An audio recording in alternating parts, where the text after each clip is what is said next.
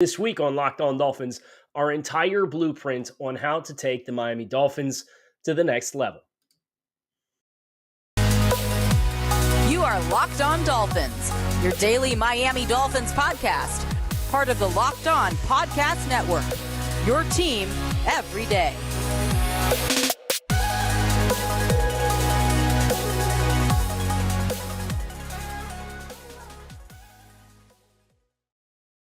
What is going on, Dolphins fans? Kyle Krabs of Locked On Dolphins, your team every day. Here on the Locked On Network, today is Monday, March 6th, 2023.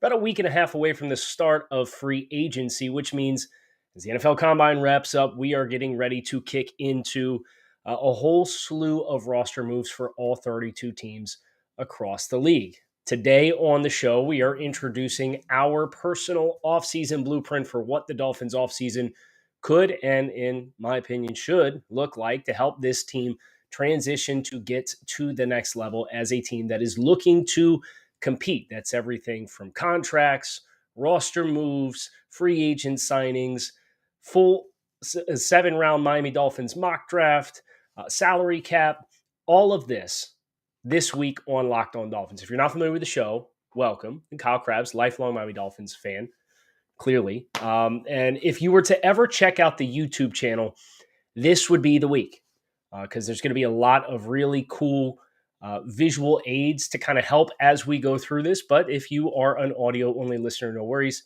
I've been at the podcast game long enough that I can make sure that you get everything you need to know, whether you want to watch or listen along for the ride. So with that in mind, let's dive in. We have our Miami Dolphins 2023 offseason blueprint. This has been something that I have been working on for the past month in a pretty substantial amount of depth. I mean, we are rolling the salary cap out for 3 seasons, looking at all the players under contract. We're not just saying, oh, we're going to max restructure Tyreek Hill. Well, what does that mean?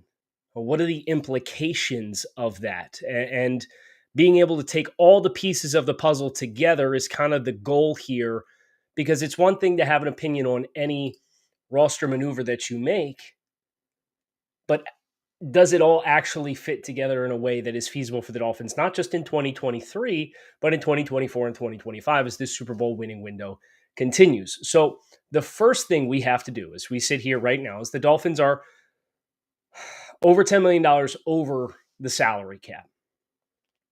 And I've identified a couple of rudimentary moves that I think is necessary for the Dolphins to get under the salary cap in a very timely manner. Now, my assessment of some of the players, again, this is my assessment of some of the players. I'm not saying this is predictive or what's going to happen, but I'm just saying this is what I would do. So if I were starting things off, the roster transactions that I would make to get the team started, to get the momentum going, is I would waive 3 players, tight ends Durham Smythe and Ethan Carter, and cornerback Keon Crossan. That saves the Dolphins nearly $8.5 million in cap space for 2023, with next to zero dead money incurred, just $1.25 million in dead cap. So waiving those 3 players very suddenly gets you right on the doorstep. You'd also waive Byron Jones with a post-June 1st designation. This one doesn't have to be done right away, but it is one of the things that will give you some short-term cap relief, $3.54 million, and then $10.05 million of extra relief that comes on June 1st. And that $10 million of extra relief that you get because that becomes dead money for the 2024 season. I'd look to trade Emmanuel Ogbah and Cedric Wilson, and obviously those trades can't be processed until the league calendar year flips over, because there is no business to be done until you flip the switch. But you can trade Emmanuel Ogbah, and you can save over $10 million. I think it's over $11 million in cap space. The dead cap hit for Emmanuel Ogbah with a trade is $6 million. His cap hit this year is currently scheduled to be over 17. Cedric Wilson, you would incur a $2 million dead cap. You'd save $6 million against the cap. So those two players combined saves you over $17.1 million against the cap with $8 million in dead cap added. So you can do the math very quickly and see 17 plus 3.5 plus 8.5. You're going to be in the green for spending power with these transactions. Now, understanding that these transactions don't happen linear, right? But the jump, you go from just over $15 million over the salary cap to, with those maneuvers, $13.88 million under the salary cap by moving on from players who largely did not give you contributions anywhere worth almost $30 million in swing between Byron Jones, who didn't play last year, Emmanuel Ogbah, who did not play to the standard of the previous two seasons before he tore his triceps and missed the end of the season, Cedric Wilson, who is a free agent signing, who would have got a better opportunity if the opportunity had not been there for Tyreek Hill to become a Miami Dolphin. And that one's kind of hard to play the blame game on. But nevertheless, it's now a contract the Dolphins need to move on from. And then Ethan Carter, who missed all but one game this season. Keon Crossan, who battled his rear end off all year long with a shoulder injury, but was pressed into a bigger role for the team than what he ideally probably should have been. And Durham Smythe, who's in a contract year, who was probably the most reliable tight end the Dolphins had, but it was probably one of the most underwhelming rooms on the Dolphins roster. So that's kind of the first building blocks. And I know these things can happen in all different kinds of orders, but I thought this would be the helpful way to lay out the maneuvers that I would make. So the first orders of business would be, for me, would be making the necessary roster transactions to clear the space that we need to at least get started. You can also accomplish exactly that by going through and doing some contract renegotiations for players currently under contract. So that, my mind goes to Tyreek Hill, it goes to Bradley Chubb, it goes to Christian Wilkins. There's some opportunity here. I also think Connor Williams is a good candidate. You know, I'd like to see the team extend Robert Hunt as well, but Connor Williams is the one who has the big money salary cap hit for 2023. He's currently scheduled for $8.375 million in cap space. So I have some proposed extensions for these players. They're ballparked as best as I can. Guessing player value with contracts is one of the things that I am more passionate about as far as the team building perspective across the entire NFL. But you can max restructure Tyreek Hill and Bradley Chubb, and I would do both. I would put one void year on the back end of Tyreek Hill's contract just to continue to space out that guaranteed money just a little bit more. Bradley Chubb and Tyreek Hill with a max restructure can earn you more than $34 million in cap space. So let that sink in. All the maneuvers that the Dolphins were proposed to make in cuttings, trimming some fat off the roster, taking two hallmark players who are going to be here for the next 3, 4, 5 seasons, and just redistributing their money to some degree, gets you more cap space with two players. The fun thing about the Tyreek Hill contract, and I don't know that this has necessarily been talked about, but there is an extra layer to the Tyreek Hill contract other than what has just been put into the spot track or over the cap discussion for the renegotiation or restructuring of that contract. And we're going to talk about that as well as continuing this blueprint as soon as I tell you about our friends over at Built Bar. Built Bar is a protein bar that tastes like a candy bar. These things are absolutely positively delicious. They're high in protein, high in fiber, low in calories, low in sugar. They have 100% chocolate on all of their bars. It's the life hack you didn't know you needed, but you definitely need in your life. I mean, we're talking 130 calories, 4 grams of fat, 17 grams of protein. You can get these at Built.com. You can go to Walmart. You can go to Sam's Club. You can go to Built.com. They got the whole selection. You can go to Walmart, get yourself a 4-bar box in the pharmacy section, or you can go to Sam's Club and get the big box, the 13-bar box, which is what I personally would recommend because, as I said, Built Bar is the life hack you didn't know you needed. So make sure you swing over to your nearest Walmart, Sam's Club, or Built.com and get yourself a box. So the Tyreek Hill contract, Obviously, there's base salary restructure, and we kind of went over his contract in length last week on the show, along with Bradley Chubb's. But there's a $10 million roster bonus that you can also reassign as a signing bonus. So this is not just going to spottrack.com, hit max restructure, and it spits out the number. Well, no, because the roster, you can play with the roster bonus too and reassign it as a signing bonus.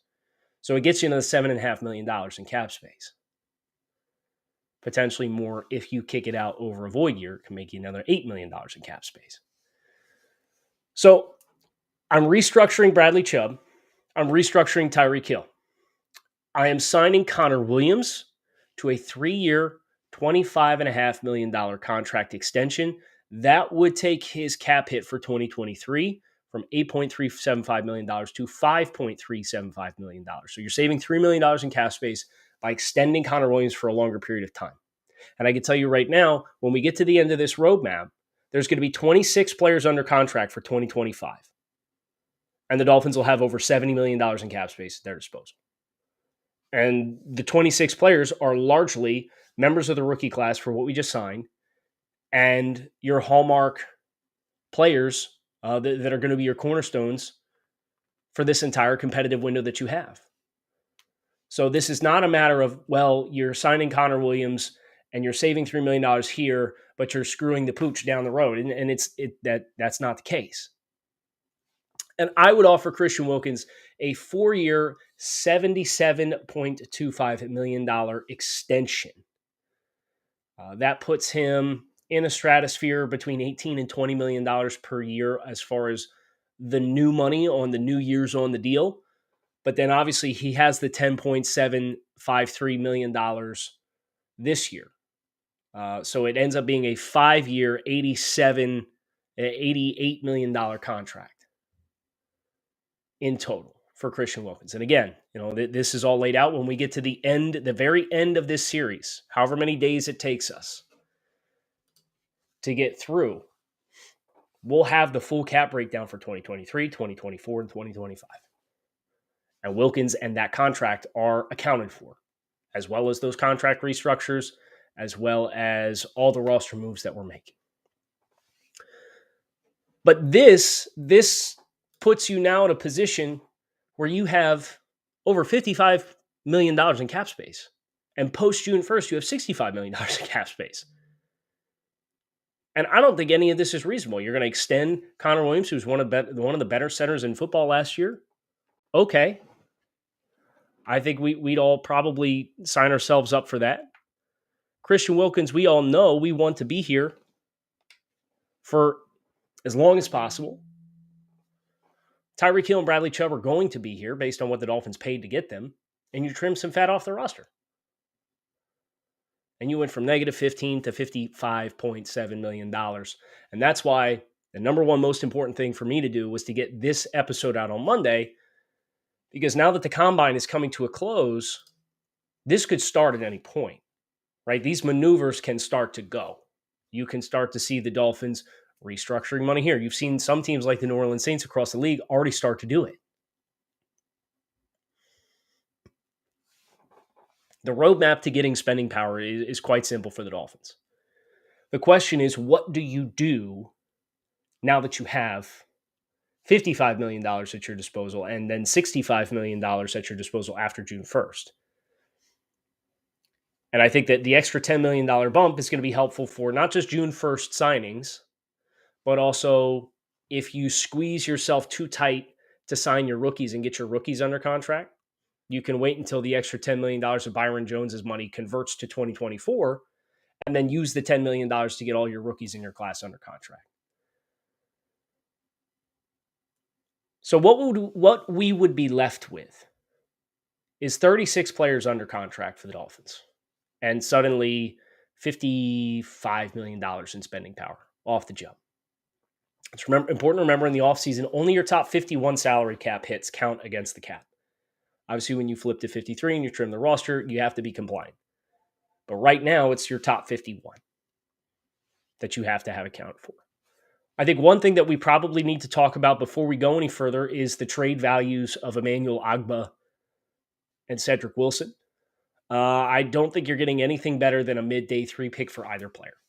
I think that's the unfortunate reality of the contracts. Now, Cedric Wilson, it's a 2-year deal. The money is modest.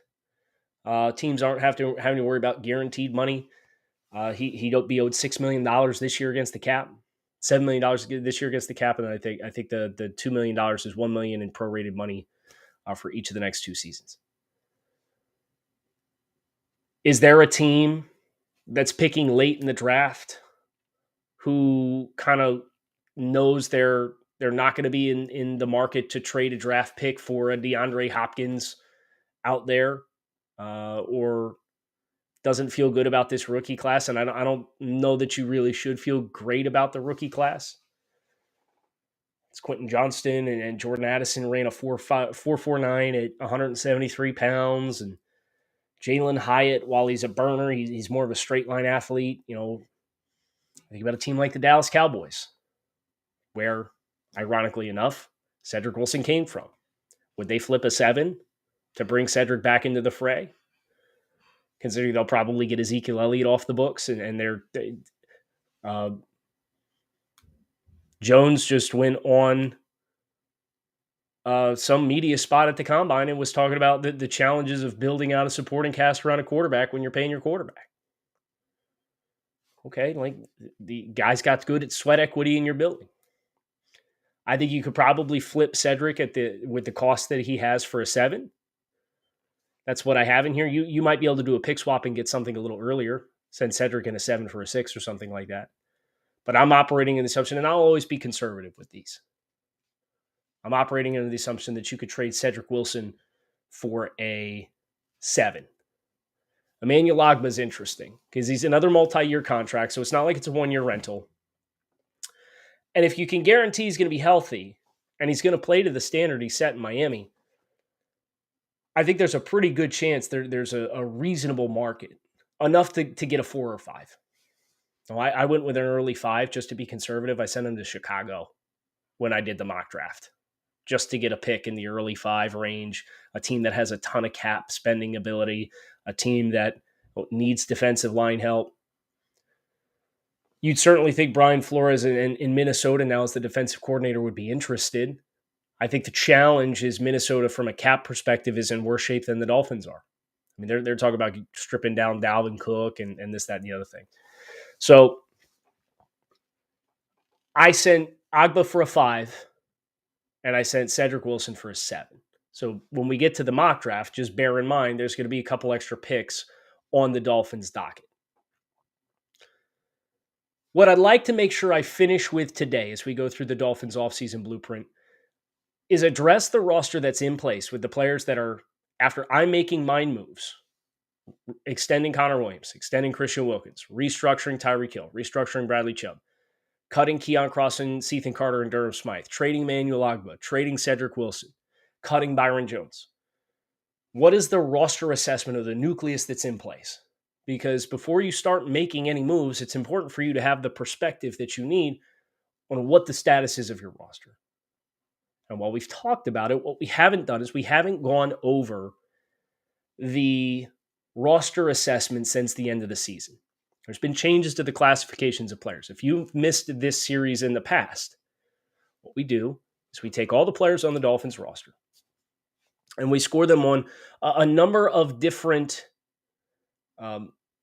tiers for the quality that they bring to the table. Roster cornerstones, quality starters, adequate starters, replacement level players, quality depth pieces, non-roster caliber players, incomplete evaluations, practice squad developmental players, and then rookies. Obviously, there's no rookies on the roster just yet. We'll have to wait until we get through the mock draft to update the roster and see what that looks like. But what we have, if you go by skill position, offensive line, defensive line, back 7, specialists, Tua Tagovailoa came into last season, scored as an adequate starter. He scored as a quality starter because his questions are not with level of play. But I did not feel comfortable rating Tua Tagovailoa as a roster cornerstone based on 2 things: the state of his contract and the questions of durability. Now, if the Dolphins put Tua Tagovailoa down with a long-term contract this offseason, guess what? When we do the next roster assessment, he's going to be scored as a roster cornerstone because he's a long-term player here and he's a quality starter. I have Skylar Thompson down as a practice squad developmental player.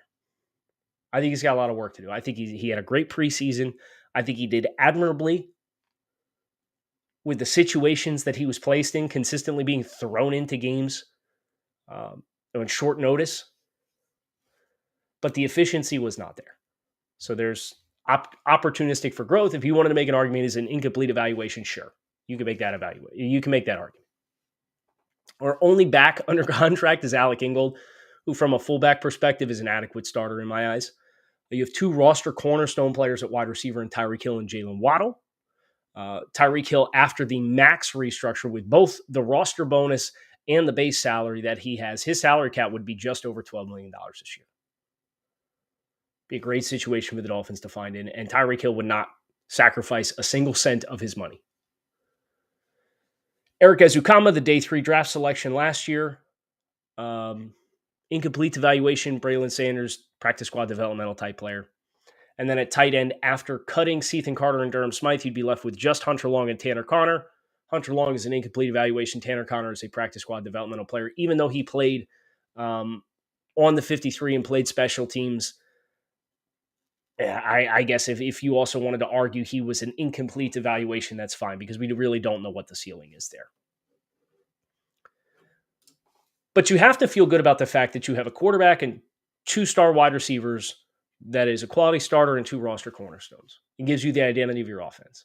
And I thought it was interesting that Mike McDaniel, when he was asked about qualities and running backs that he was looking for, he made sure to point out that there were a lot of really good players around the running back position on the Dolphins roster. So any player that they're looking for, they want to sync with that. He shifted the offensive line. For all the discussion that exists about the offensive line, I actually think the state of the roster is pretty promising. You have Teron Armstead as a roster cornerstone. He's under contract long-term. So while, yes, there's some durability questions there, he's under contract for the next 4 seasons. So the expectation is we should continue to see him. Now, the rest of the offensive tackle situation as it stands right now, there's a little bit of work to do. Austin Jackson, down as a replacement level player at this point in his career. I thought last year was the incomplete evaluation. I mean, you're now far enough in, 3 years into his pro career. You haven't gotten any consistent stretches of quality play yet. So unfortunately, that classifies you as a replacement level player. Keon Smith is a practice squad developmental type. But then on the inside, you have Robert Hunt and Connor Williams, both as quality starters. Robert Jones is a quality depth piece that if you need him to start for any stretch of time, you feel like you can get through, and he can be an effective bridge player for you in that capacity. Robert Jones has really earned my respect with what his play has been this year. Liam Eichenberg, you could make the argument the evaluation is incomplete because it was year 2 and he missed half the year with the injuries. I'm going to be plenty happy to say that he is currently a replacement level player based on the quality of play that's put on the field. And then Lester Cotton is under contract as well. He is a practice squad developmental caliber player. He's been in the league long enough that that's the book on him is kind of the book on him. And it just is what it is. So again, you have 3 quality starters or plus in the second consecutive group on the offensive side of the ball. So you have 6, half of your starting lineup. Never mind any additions that you make. Quality starters are better. Imagine that being the case 12 months ago. Imagine that being the case. So you feel really good about the nucleus on the offensive side of the ball, and I'm here to tell you the nucleus on the defensive side of the ball is just as strong, especially when you start with the defensive front. Christian Wilkins, roster cornerstone, especially now that I have him under contract on a long-term deal. His salary cap hit with that 4-year, $77.25 million extension that I proposed. Takes his cap hit to $6 million this year from 10.5. So you get about $4.5 million in cap space in that capacity. Zach Sealer, I didn't get anything done with just because I'm going to be honest. I need the money. I need the money in free agency. So Zach Sealer is scheduled to enter this year on the last year of his deal at $3.225 million in cap space. He's a quality starter. On the edge, your two starting caliber players, Bradley Chubb and Jalen Phillips, are both under contract for several seasons. They're both really, really impactful players. I understand the book and the MO on Bradley Chubb was that he was brought in and underwhelmed. But I think when he is at his best capacity, in the same way that, well, you give it to Teron Armstead and say, well, he's under contract, but there's some durability questions. Bradley Chubb has durability questions, but he plays through those durability questions. So at least you're getting games, even when he's banged up. Unless, obviously, there's a serious injury that was incurred. I know he had a knee injury that cost him about 12 games a few years back. But I'm willing to give both Bradley Chubb and Jalen Phillips that roster cornerstone assessment. I have Raekwon Davis. He moved down from last year. To me, I had him as an adequate starter last year. I have him as a quality depth piece. And then your other two pieces on the defensive line right now are practice squad developmental type players, and Jalen Twyman and Josiah Bronson. Your only other player of note on the edge, actually your only other player under contract right now on the edge, is Cameron Good, the 7th round pick last year from Cal. He's an incomplete evaluation. But this is now the third consecutive group between the skill players, the offensive line, and the defensive line where you have at least 3 quality starters or better as the nucleus of your group. It's a great place to be. Now, the evolving opinions of some of these guys, Jalen Phillips, the tide is up. Zach Sealer, the tide is up. Christian Wilkins, the tide is up. Raekwon Davis, the tide is down. But I think that's the biggest theme across all of these position groups thus far, based on what my previous, because I did this last offseason, I did this in season in 2020, and then I've done it in the offseason. So this is the third time I've gone through the Dolphins roster, watched the tape, reassessed the players, rechecked my notes, looked at the trends of the players and the up and the down. Tua, stock up. Waddle, stock up. Robert Hunt, stock up. Connor Williams, from where we were when we found out that they were thinking about kicking him inside as center, we all had questions. Stock up. Sealer, stock up. Wilkins, stock up. Phillips, stock up. Like, you got a lot of players that took really promising strides in 2022. It's not as romanticized in the back seven. I thought Jerome Baker, I had him as a quality starter at this time last year. I have him as an adequate starter. He's got 2 years remaining on his deal, and the cap numbers are going to start to bubble. I have him surviving the purge this year, but would not be surprised if he ends up as a departure in 2024's offseason, because I know you can save $10 million against the cap by moving on from him next offseason. Channing Tindall, the team's top pick from last year, hardly played, incomplete evaluation.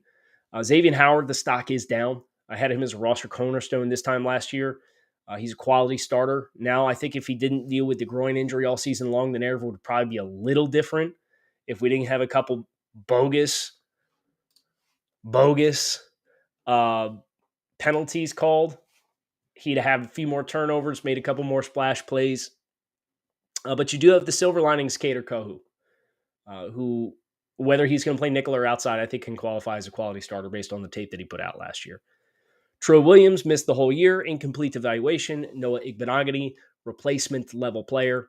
Tino Ellis, the last corner currently under contract. That's a practice squad developmental type. Then you have Javon Holland as a roster cornerstone. Brandon Jones, I have down as an adequate starter. I think there's a ceiling for him to go higher if he's able to get healthy and get right and be an impact player for the Dolphins this year. I think with the way Vic Fangio uses his safeties, you can really move him around. He can really make a nice impact. And then Verone McKinley, the UDFA, who got pressed into action down the stretch as the Dolphins were pressed for DBs, and I have him as an incomplete evaluation. So I think what's really interesting about looking at the Dolphins' roster assessment now is the common themes. I have 3 replacement level players under contract right now for the Dolphins. Now, there's some incomplete evaluations. There's practice squad developmental types that are not big time investments. But if you look at all the players, the snapshot of the Dolphins for the last 3 years, the times they got in trouble, Austin Jackson, Liam Eichenberg, Noah Igbenogany. You drafted for need and you reached for it. So that is one of the big pillars of what I am going to try to do with my proposed free agency plan for the Dolphins is I want to avoid putting myself in a position where I have to draft for need. Because that's where stuff gets really slippery. Now, we do need to finish here with the specialist. Jason Sanders, I do have him under contract. There is a little bit of guaranteed money that kicked in according to over the cap for him. So he's not a clean break. I thought he redeemed himself down the stretch a little bit last year beyond the 50-plus yard makes or misses. You do not have a punter under contract. Blake Ferguson is an adequate starter as a long snapper. I have Jason Sanders as an adequate starter as a kicker. And then you have Byron Jones, Emmanuel Ogbah, Cedric Wilson, Durham Smythe, Ethan Carter. Those are your dead cap money players. 2 replacement level players, a quality depth piece, an adequate starter, and then a quality starter. But the quality starter is a 30-year-old corner who missed all of last year with an Achilles injury. So that sets the table. That sets the table for free agency. And I just told you what my number one prerogative is. I don't want to be put in a position where I get to the draft and I feel I have to draft somebody at a certain position. Because then you're backed in a corner, and then you're going to get desperate, and then you're going to overpay, and then you're going to go up and you're going to draft a guy because the run started and you're afraid you're going to miss the boat. I don't want to live that life. I'm not planning on living that life. So that's why my free agency plan is critical for the Dolphins. And that is tomorrow's programming. So in short, extend Connor Williams, extend Christian Wilkins, restructure Tyreek Hill, restructure Bradley Chubb, cut Durham Smythe, Ethan Carter, Keon Crossan, waive Byron Jones per student first designation, and make sure you also try to find trade partners for Emmanuel Ogbah and Cedric Wilson. You get all of that done, you're going to go from negative $15 million in cap space to $55.7 million in cap space with an additional $10 million opening up on June 1st. That sets the table for free agency. I have set the table for the week. So make sure you hit subscribe, click the like button, click the bell, get the notifications on YouTube. If you did not join us on YouTube, think about joining us on YouTube. Going to have a chance to invest more into the YouTube channel as we go, really build that out. Really excited for that. Hope you guys will join me on that journey as well. Kyle Krabs, make sure you keep it locked in right here on Locked On Dolphins, Miami Dolphins 2023 offseason blueprint. That is this week on the show. We hope to see you tomorrow.